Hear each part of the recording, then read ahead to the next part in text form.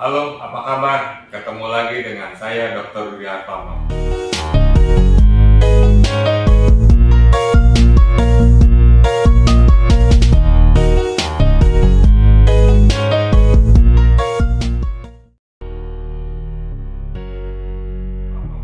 Nah, kali ini kita akan bahas sakit perut pada anak.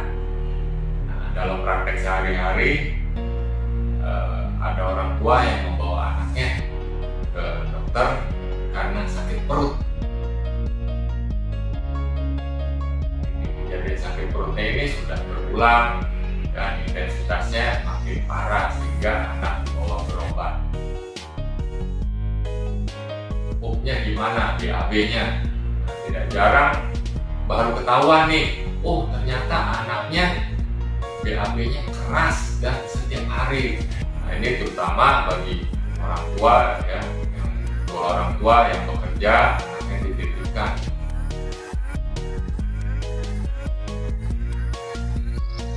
Sebaiknya orang tua sering bertanya nih mengenai aktivitas sehari-hari anaknya, termasuk frekuensi BAB-nya, konsistensi ya, keras atau tidak BAB-nya, sakit atau enggak. Karena kalau BAB sakit, orang itu berkecenderungan menghindari rasa sakit, sehingga akan dia tahan pupnya, akan dia tahan BAB-nya.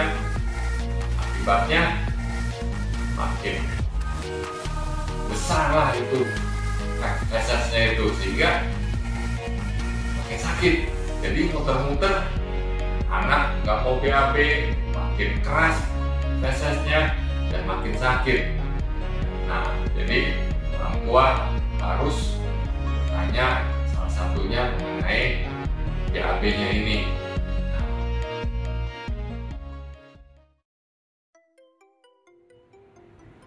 Umumnya sakit perut ini akibat pup yang tidak lancar itu fungsional saja, jadi fungsinya yang terganggu.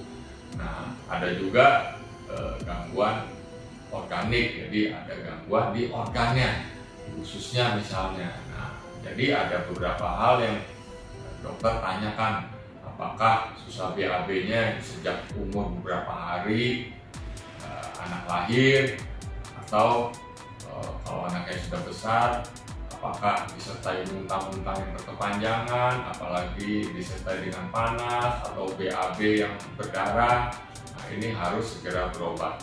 Nah, jadi umumnya karena BAB yang tidak lancar sehingga menyebabkan sakit perut.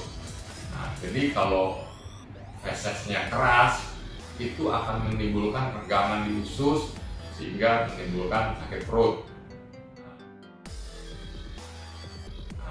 Kita tidak bisa menganggap remeh susah BAB ini, karena kalau berkepanjangan akan menimbulkan masalah sosial.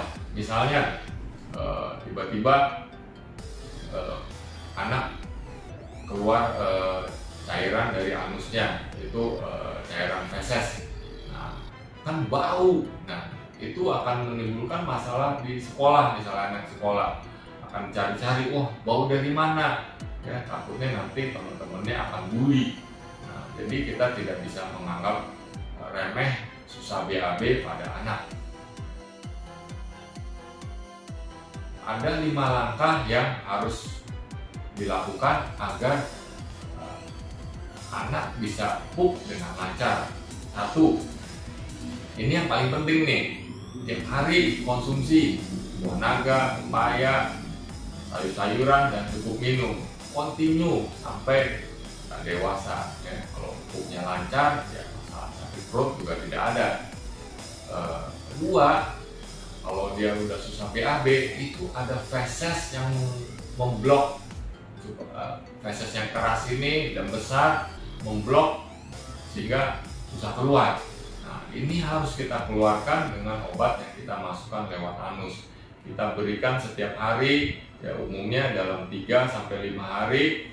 Nah, itu kita berikan setiap hari. Sampai kapan? Sampai feses yang keluar itu dalam bentuk bubur, artinya kalau udah dalam bentuk bubur, ya tidak ada bagian yang keras lagi. Nah, yang ketiga, kita memberi obat-obat sirup supaya fesesnya tidak gampang keras. Jadi kita membeli waktu di sini. Jadi kita kasih sirup setiap hari, sehari 3 kali. Ya. Tapi kalau kita beri sirup dia sudah mencret, kita harus kurangin dosisnya dari 3 kali, 2 kali sehari. Ya, kalau 2 kali sehari dia masih mencret, kita kurangin sehari sekali. Ya, kalau sehari sekali dia mencret, kita kurangin jadi 2 hari sekali. Jadi dosis obat ini kita harus kurangin. Ya. Nah, yang keempat, kita ajarkan toilet training. Nah, ini umumnya kalau anak udah umur 2 tahun ke atas. Ya, namanya training ya harus latihan, ada waktu khusus. Misalnya usahakan jam makan pagi yang teratur dan jam makan malam yang teratur. Setengah jam setelah selesai makan, anak diajak ke WC. Ya, sekarang kan kebanyakan WC-nya duduk, nggak apa-apa. Tapi kalau secara anatomi kita jongkok, BAB kita akan lebih lancar dan lebih enak, nggak apa-apa. Jadi setengah jam setelah makan pagi atau setengah jam setelah makan malam, ya, ajak anak ke WC, ya. 3 menit aja. Nah, kalau keluar kita kasih semangat, kita wah hebat ya, ya kita kasih semangat. Tapi kalau dia nggak pup, ya nggak apa-apa, kita nggak usah ngomong macam-macam atau apalagi kata-kata negatif, enggak ya. Nah, yang kelima, ini juga penting ini kita sebut dengan metode NLP.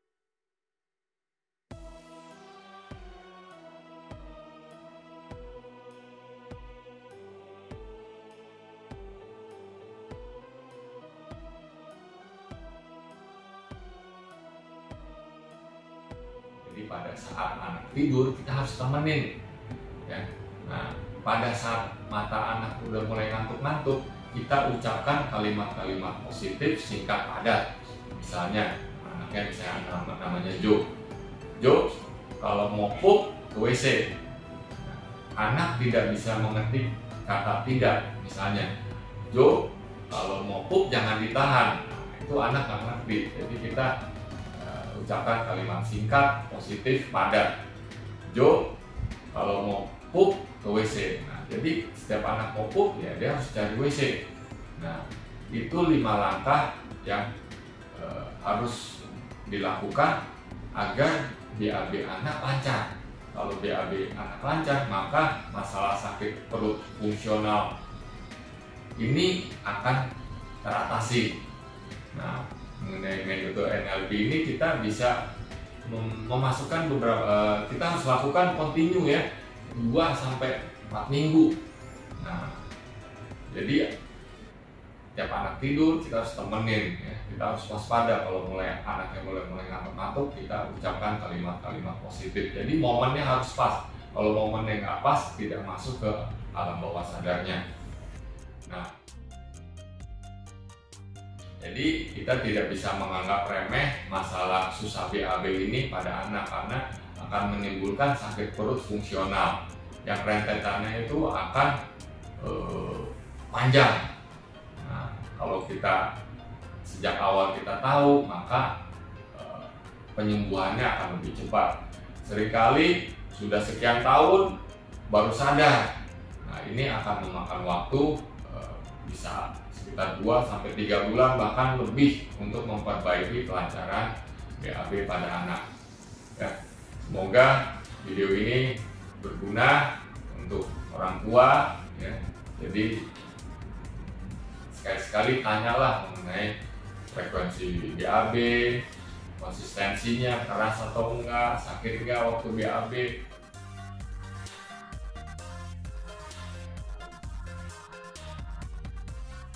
Sampai ketemu di video saya yang berikutnya.